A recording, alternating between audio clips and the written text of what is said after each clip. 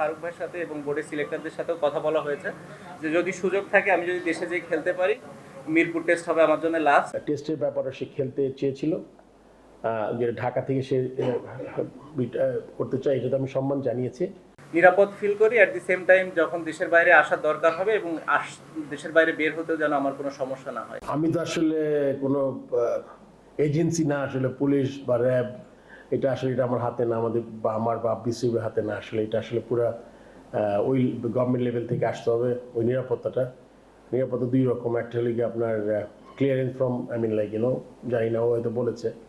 আরেকটা হলো গিয়ে আপনার মনে করেন আমাদের স্পেকটেটরও আছে, সেই ব্যাপারটা তার ডিসিশন নিতে হবে। এটা আসলে আমরা এটাতে তেমন পার্ট হতে পারবো না। আসলে এটা আমি এই মুহূর্তে আমরা কিছু বলতে পারবো না বোর্ড থেকে আমরা কী করতে পারি, বিকজ আমরা তো আসলে একজন ব্যক্তিগত মানুষকে নিরাপত্তা দেওয়ার মতো আমাদের ইয়ে নাই, মানে কি বলবো, অ্যাবিলিটি নাই আর কি।